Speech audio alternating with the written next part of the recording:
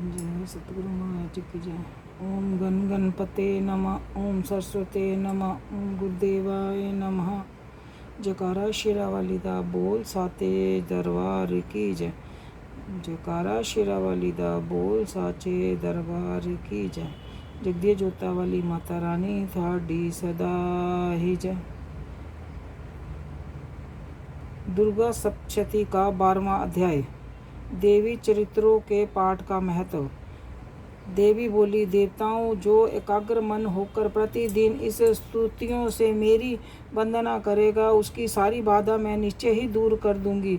जो मधु कैटव का नाश, महिषासुर का वध तथा शुभ निशुभ के संहार के प्रसंग का पाठ करेंगे तथा अष्टमी, चतुर्थी और नौवीं को भी एकाग्र मन हो भक्ति भरे हृदय से मेरे उत्तम महत्व का श्रवण करेंगे, उन्हें कोई पाप नहीं छू सकेगा।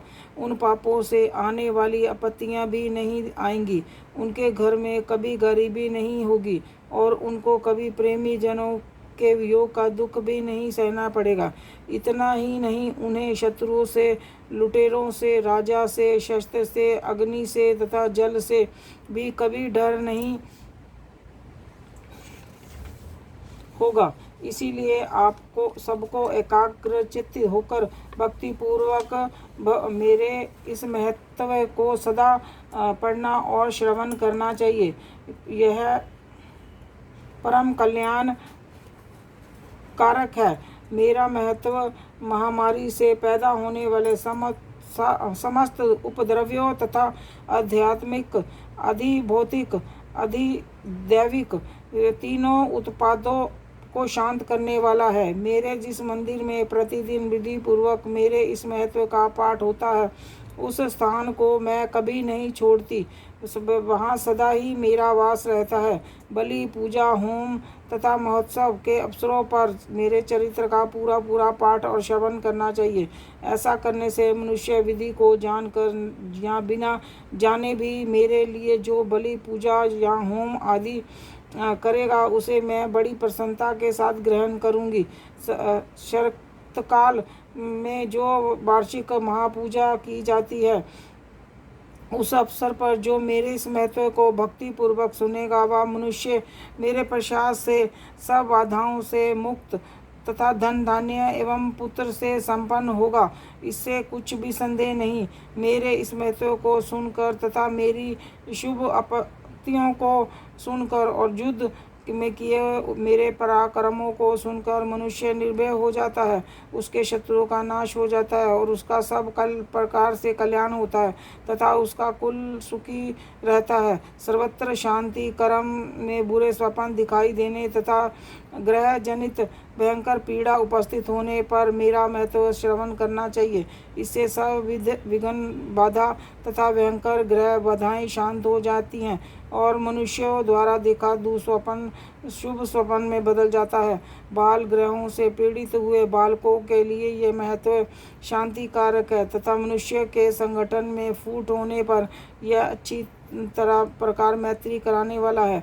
यह महत्व सारे दुष्ट जनों के बल का नाश करने वाला है। इसके पाठ मात्र से राक्षसों, भूतों और पिशाचों का विनाश हो जाता है।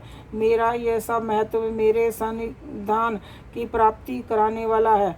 पत्र, पुष्प, अर्घ्य, धूप, दीप, गंध आदि उत्तम सामग्रियों द्वारा आराधना करने से, प्रतिदिन स्नान करने से, नाना प्रकार के अन्य भोगों का अर्पण करने से तथा दान देने आदि से 1 वर्ष तक जो मेरी पूजा की जाती है, उससे मुझे जितनी प्रसन्नता होती है, उतनी प्रसन्नता मेरे इस महत्व उत्तम चरित्र का एक बार श्रवण करने मात्र से ही हो जाती है। यह महत्व श्रवण करने पर पापों को हर लेता है और आरोग्य प्रदान करता है। मेरे प्रादुर्भाव का कीर्तन समस्त भूतों से रक्षा करता है तथा मेरा युद्ध विषयक चरित्र दुष्ट असुरों का संहार करने वाला है। इसमें श्रवण करने पर मनुष्यों को शत्रुओं को भय नहीं रहता। देवताओं, तुमने जो ब्रह्मा ऋषियों ने जो मेरी स्तुति की है तथा ब्रह्मा जी ने जो स्तुतियाँ की हैं, वे सभी कल्याणमयी बुद्धि प्रदान करती हैं। वन में, सूने मार्ग में अथवा दावा दल से घिर जाने पर, निर्जन स्थान में लुटेरों के पंजे में पड़ जाने पर, शत्रुओं के पकड़े जाने पर, अथवा जंगल में सिंह, बाघ या जंगली हाथियों का पीछा करने पर, क्रोधित राजा के आदेश से बद्ध या बंधन के स्थान में ले जाने पर, अथवा महासागर में नाव पर बैठने के बाद भारी तूफान से नाव में डगमग होने पर, और अत्यंत भयंकर युद्ध में शस्त्रों का प्रहार होने पर, अथवा वेदना से ग्रसित होने पर, सभी भयानक बाधाओं से उपस्थित होने पर, जो मेरे इस चरित्र का स्मरण करता है वह संकट से मुक्त हो जाता है। मेरे प्रभाव से सिंह आदि जंगली खूंखार जानवर नष्ट हो जाते हैं, तथा लुटेरे और शत्रु भी मेरे चरित्र का स्मरण करने वाले पुरुष से दूर भागते हैं। ऋषि बोले, यूँ कहकर प्रचंड पराक्रम वाली भगवती चंडिका सब देवताओं के देखते देखते ही अंतर्ध्यान हो गई।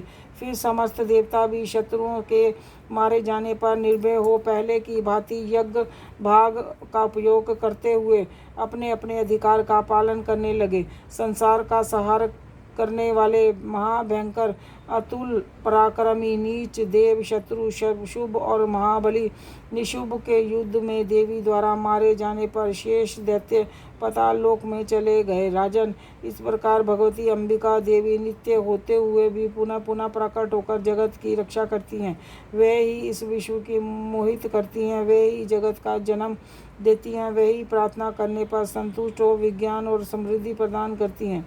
राजन, महाप्रलय के समय महामारी का स्वरूप धारण करने वाली वह महाकाली ही है, इसी समस्त ब्रह्मांड में व्यापक हैं। वे ही समय समय पर महामारी होती हैं और वे ही स्वयं अजन्मा होती हुई भी सृष्टि के रूप में प्रकट होती हैं। वे सनातनी देवी ही समय अनुसार संपूर्ण भूतों की रक्षा करती हैं। मनुष्यों के अभ्युदय के समय वह ही घर में लक्ष्मी के रूप में स्थित हो उन्नति प्रदान करती हैं। वे ही है इस